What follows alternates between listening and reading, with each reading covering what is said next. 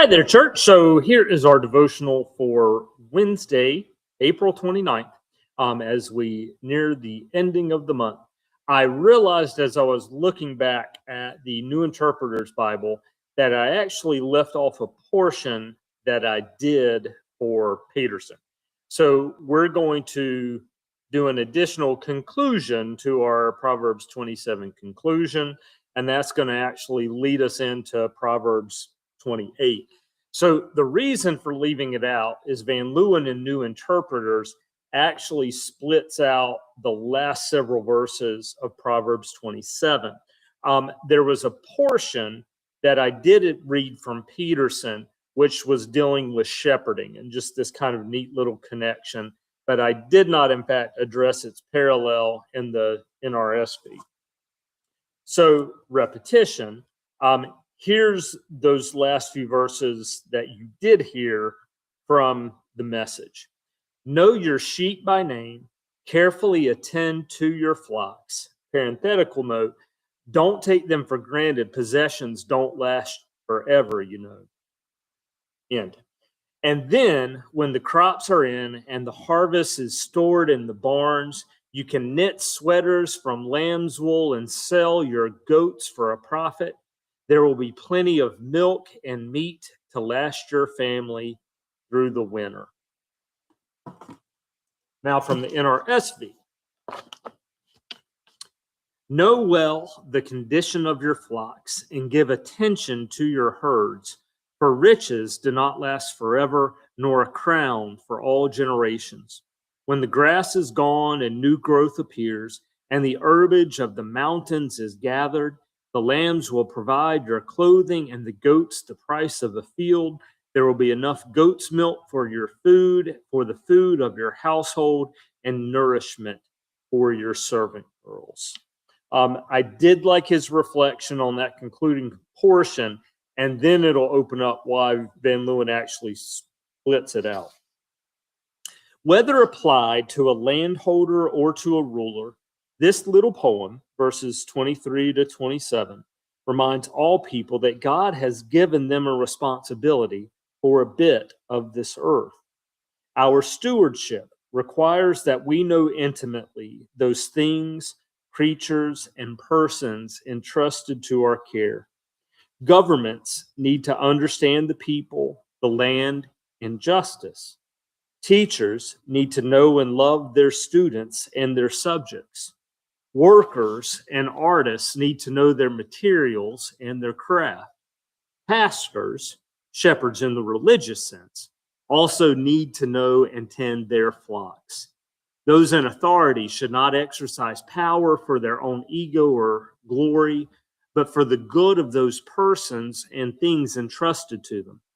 The quiet warning of this poem is that those who abuse their little kingdoms lose them. But those who work on the earth, those who work the earth with wisdom enjoy its fruits. And then a little bit of commentary leading into 28, but also addressing those first few verses. Scholars have long seen that the second Solomonic collection, and that's Proverbs 25 through 29, which we're in the middle of right now, falls into two parts, with the poem in 27, 23 to 27 making the divide. While the poem has often been seen as the conclusion to chapters 25 to 27, which began with a focus on kingship, some have argued that it introduces chapters 28 to 29 as a manual for future monarchs. What is clear is that these chapters represent a return to the antithetical proverb style of chapters 10 to 15. So those statements back and forth on wickedness, on folly, on faith, and on righteousness, with a similar emphasis on the opposition of righteous and wicked. So our first 9 verses. The wicked flee when no one pursues, but the righteous are as bold as a lion. When a land rebels, it has many rulers, but with an intelligent ruler, there is lasting order. A ruler who oppresses the poor is a beating rain that leaves no food. Those who forsake the law praise the wicked, but those who keep the law struggle against them. The evil do not understand justice, but those who seek the Lord understand it completely. Better to be poor and walk in integrity than to be crooked in one's ways, even though rich. Those who keep the law are wise children, but companions of gluttons shame their parents. One who augments wealth by exorbitant interest gathers it for another who is kind to the poor. When one will not listen to the law, even one's prayers are an abomination.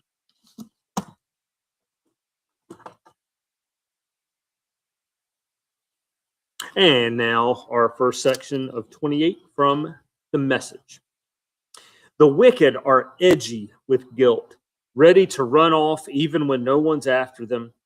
Honest people are relaxed and confident, bold as lions.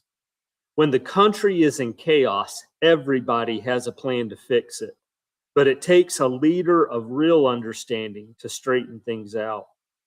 The wicked who oppress the poor are like a hailstorm that beats down the harvest. If you desert God's law, you're free to embrace depravity. If you love God's law, you fight for it tooth and nail. Justice makes no sense to the evil-minded. Those who seek God know it inside and out. It's better to be poor and direct than rich and crooked. Practice God's law, get a reputation for wisdom, hang out with a loose crowd, embarrass your family. Get as rich as you want through cheating and extortion, but eventually some friend of the poor is going to give it all back to them. Little pause there. When I was at Lancaster, I had an urban ministry class with our like church and society professor. His name was Bud Hartley. And one of Bud's comments was, today's skyscrapers are tomorrow's homeless shelters. And that turning does, in fact, yeah. Okay. Final one. God has no use for the prayers of the people who won't listen to him. I don't think I commented, but the piece that Peterson picked up on to entitle that section and our next section is If You Desert God's Law. And we'll be back with you tomorrow as we continue in Proverbs 28. We will see you then.